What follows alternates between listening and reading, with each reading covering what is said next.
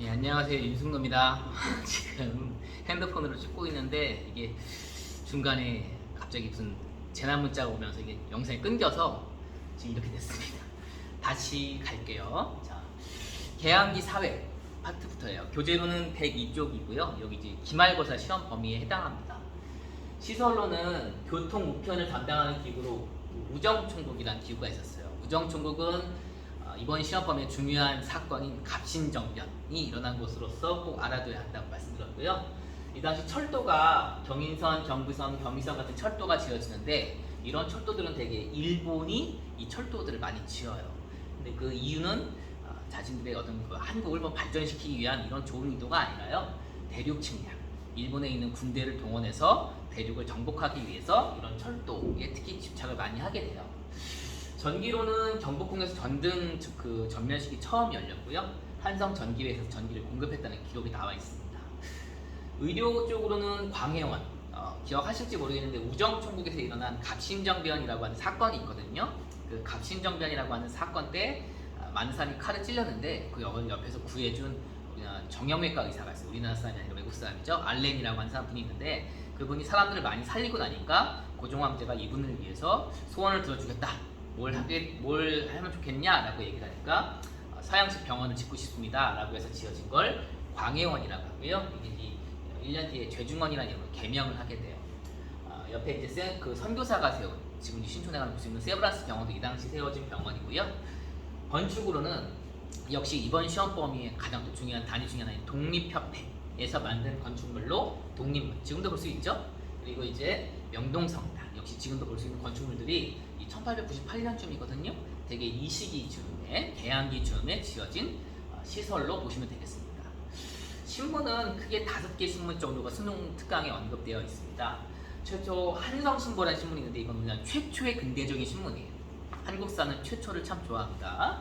이 한성신보는 1883년도에 간행이 됐고요. 최초의 근대적인 신문으로서 명성황후가 개화 정책을 추진하기 위해 설치했던 인쇄기구인 방문국에서 간행한 신문입니다. 두 번째 신문 독립신문은 독립협회에서 간행해 1896년도에 서재필이 간행한 신문인데요. 이 신문 같은 경우는 한글로도 간행이 되지만 이 신문을 만드신 서재필이라는 분이 미국에서 오신 분이거든요. 영어에 능통하기 때문에 영어로도 더 인디펜던트라고 해서 영어로도 간행을 해요. 외국계 우리나라의 실상을 정확히 알려야 한다 라고 해서 하게 됩니다. 제국신문이라고 해서 1898년도에 간행된 신문이 있어요. 1897년 대한제국이 세워지고 나서 1910년 나라가 망할 때까지 대한제국 시기에 만들어진 단체라든가 이런 것들은 대부분 이런 황제라는 단어가 참 많이 들어가요. 이 제국신문이라고 하는 신문은 98년도에 서민들을 위해서 만들어진 신문인데 서민들은 아무래도 한글에 더 친숙하거든요. 순수 한글로 쓰여진 신문이다. 황성신문은 1898년도에 양반 유생들을 위해서 간행된 신문인데 한문이 많이 섞여 있다라고 보시면 되겠고, 이 신문 같은 경우는 1905년 을사늑약을 체결한 이후에 시리아 방성대국이라고 하는 유명한 논설문이 실린 신문으로 유명하다라는 것입니다. 자, 쭉 찍히고 있는 거 맞겠죠? 예, 죄송합니다. 자, 대한매일신보라는 신문이 있는데 이 신문 같은 경우는 1904년경에 우리나라에서 러일 전쟁이 발발을 하는데 그 러일 전쟁을 취재하러 영국의 AP통신 기자였던 베델이라고 하는 기자가 우리나라에 취재차 와요. 그래서 그 왔다가 우리나라에 정착을 하시게 되거든요. 하면서 이제 기화를 하죠. 이름은 이제 배설이라는 이름으로 기화를 하시는데 그분이 베델이라고 하는 기자예요. 그래서 이 베델이라는 기자가 우리나라에 신문사를 하나 만드는데 그게 대한매일신보입니다. 그래서 양기탁이라는 사람과 함께 1904년도에 신문을 간행을 했는데 이 신문은 영국인이 운영하는 신문이다 보니까 일본이 좀 아무래도 다른 신문에 비해서 터치를 잘 못해요. 그래서 일본을 반일기사, 일본을 좀 깐다고 할까요? 이런 반일기사라든가 그다음에 의병에 관련된 기사를 상당히 많이 읽고 따라서 당시 우리 민중들에게 가장 인기가 많은 신문이었다라고 보시면 되겠어요. 자, 여기까지 신문이고요. 이렇게 신문이 잘 진행되다 보니까 이후에 일본에서는 신문지법이라고 하는 걸 만들어요.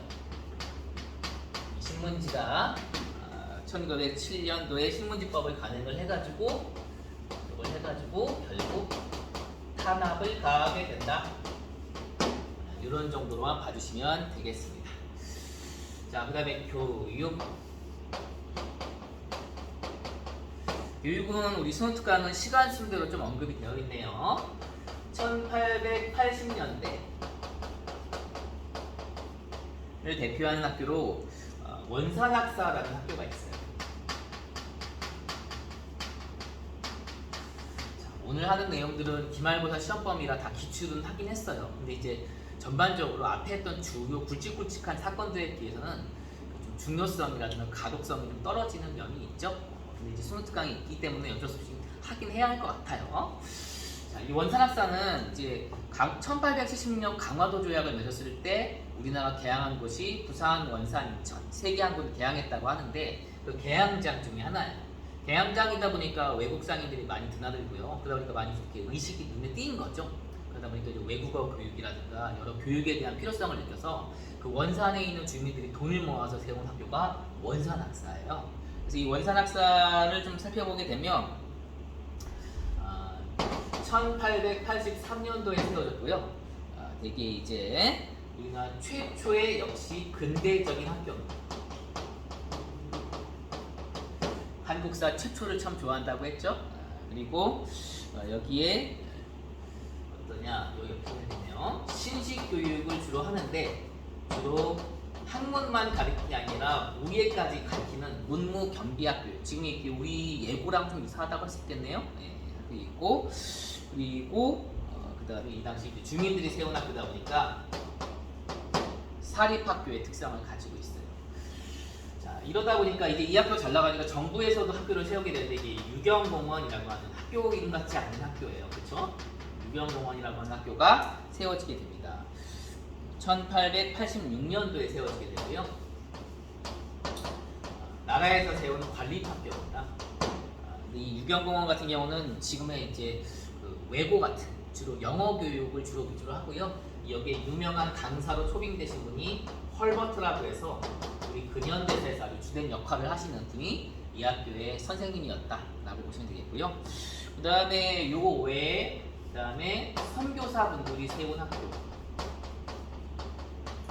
학교가 상당히 많고요. 이 학교들은 지금도 상당히 많이 존속하고 있습니다. 그 다음에 1890년대 가서 1890년대에는 그 고종 황제가 교육 입국조서라는 걸 발표를 해요. 공부를 지금 열심히 하신 분은 혹시 기억나실지 모르겠는데 1895년도에 교육 입국조서를 발표를 해가지고 교육만이 나라를 살릴 것이다 라는 가보기역 중간에 이 글을 발표를 하시죠. 그래서 이 글의 발표에 의해서 결과적으로 이제 체계적으로 여러 학교들이 세워지게 돼요. 그래서 소학교, 중학교 이런 다양한 학교들이 세워집니다. 80년대는 이제 좀 이렇게 두서없이 막 생겼다고 한다면 90년대에는 이제 국민교육의 체계적인 학교들이 좀 세워지기 시작했다라고 보시면 되겠습니다. 자, 그다음 네 번째 국학이 있네요.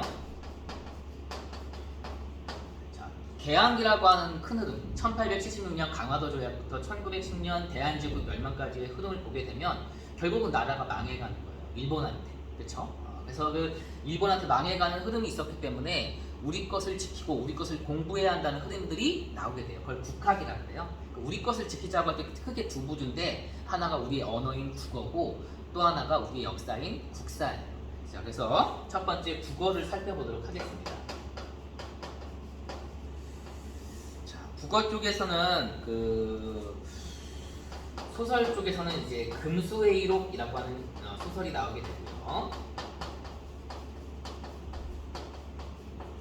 그 다음에 시에서는 새로운 형태인 심체시가 등장을 하게 됩니다. 이거를 해에게서 소년에게라고 하죠.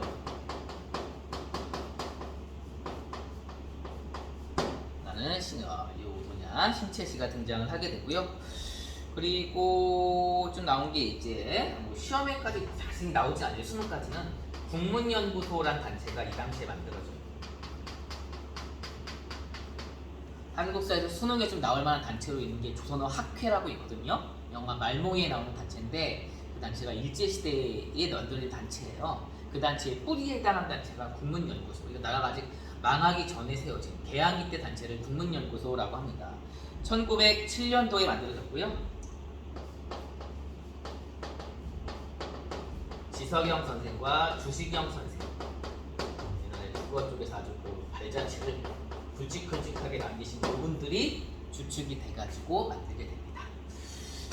카메라 좀 넘길게요.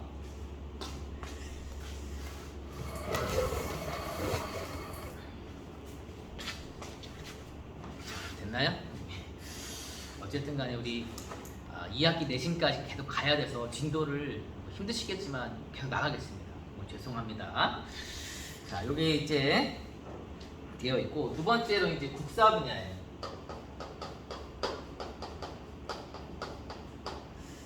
이 당시 국사 쪽, 한국사 쪽에서 나온 흐름은 주로 뭐냐면은 이제 나라가 망해가고 있잖아요. 국민들을 좀 깨우쳐야겠다라고 해서 계몽사학이라고 하는 역사학이 등장을 하게 돼요. 이 계몽사학에 의하면 우리나라를 그 위기에서 구해낸 위인전, 외국의 잘되고 망한 얘기인 외국의 흥망사, 이런 것들이 주축이 돼서 만들어지게 되고요. 뭐니뭐니 해도 이 시기에 가장 유명하신 분이 등장하게 되는데 그분이 누구냐면 단재 신채호 선생이라는 분이 있어요. 역사를 잊은 민족에게 내일은 없다. 많은 역사학도들이 되게 존경하시는 분 중에 하나죠. 이 신채호라는 분이 독사실론이라는 책을 쓰셔가지고 이 당시에 신문에 연재를 시작하세요. 이게 이제 우리나라 민족주의 역사학이라고 있거든요.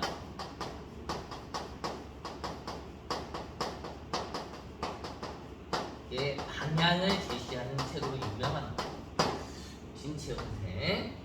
당장 여기서는 좀 이렇게 막 그게 활동이 두드러지는 않지만 이제 일제시대로 넘어가면 아주 여기저기서 이름을 듣게 되는 아주 유명하신 분이 되겠습니다. 자, 되어 있고요. 그 다음에 이제 종교계를 살펴보겠습니다. 다섯 번째, 종교. 자, 종교도 여기 되게 많이 언급되어 있는데 그 중에 좀 중요한 것들만 유교. 일제시대 유교도 좀 침체가 되기 시작해요. 아무래도 이제 일본에게 좀 압박도 받고 하다 보니까. 그래서 이에 대해서 좀 유교계를 새롭게 개혁하자라고 하는 흔히 나오는데 그분 중에 이제 가장 유명한 분이 강화학파의 이름이었던 박은식이라는 분이고요. 이분이 이제 유교 구신론이라고 하는 책을 써가지고 개혁을 발표합니다. 그다음에 불교도 침체가 되거나 아니면 사치와 향락이 빠지거나 아니면 친일 쪽으로 빠지거나 이런 흐름들이 나오게 됩니다. 그래서 여기에 대해서 이제 비판을 가하신 분이 누구냐면 한용운이라는 분입니다. 이분이 조선 불교 유신론이라는 책을 쓰셔가지고 조선의 불교계를 새롭게 좀 개혁하자라는 얘기들을 하시게 되고요. 그 다음에 좀 낼만한 게 뭐가 있나요? 천도교. 천도교는 기존의 동학이란 종교였어요. 개명을 한 겁니다. 동학은 이제 최재우, 최시영 때에 의해서 쭉 가다가 이제 이 개항기로 지나가면서 약간 친일 쪽으로 넘어가신 동학분들이 많이 등장하게 돼요. 그래서 그분들을 제외하고 새롭게 좀 개혁을 해서 순수 종교로 가자라고 하는 분들이 만든 종교가 천도교가 되겠고요. 이 동학에서 만든 잡지가 이제 만세보라고 하는 잡지도 만들었습니다. 자, 네 번째로는 대종교라는 종교가 있어요. 대종교. 자, 대종교는 이제 당시에 나철 오기호라는 분이 주축이 돼서 만든 종교들이에요. 요분들은 기억하실지 모르겠는데 요분들은 오적 암살단을 조직했던 분들이죠. 그분들이 종교를 만듭니다. 그래서 요분 같은 경우는 이제 종교를 만들면서 누구를 숭배하냐? 단군을 숭배합니다. 단군을 숭배하다 보니까 단군이 만드는 국가가 되게 중요한 국가고요. 그 국가를 점령한 일본은 적인 거죠. 그래서 이제 대외 무장투쟁, 국외 무장투쟁이라고 해야겠군요. 투쟁을 전개하는데 주도적인 역할을 하는 종교가 대종교가 돼요. 그래서 나중에 얘기하게 될 1920년대 무장투쟁하는 부대들이 있어요. 뭐 북로군정서라든가 여러 유명한 부대, 청산대첩 들어보셨나요? 그런 주된 부대들의 종교 교원들이 대종교 교원들이었습니다. 자, 그래서 오늘은 일단 여기까지. 기말고사 마지막 부분을 다시 한번 좀 정리했으면 좋겠다라는 얘기가 잠깐 들려서요. 이렇게 좀 필요하신 분들을 위해서 정리를 했어요. 여기서도 기말고사 문제가 몇 문제 있습니다. 그래서 여기 문제들은 좀 공부하시는 입장에서는 좀 이렇게 단순 암기라고 다가올 수밖에 없는데요. 그래서 우리 조상들의 살았던 모습이기 때문에 안 할 수는 없어요. 그래서 여기 있는 것들 중점으로 해서 한번 정리를 했으니까요. 요거 봐주시고 요 바탕으로 기말고사 열심히 준비하시면 되겠습니다. 오늘 그 온라인 수업은 요걸로 진행하도록 하겠습니다. 고생하셨어요.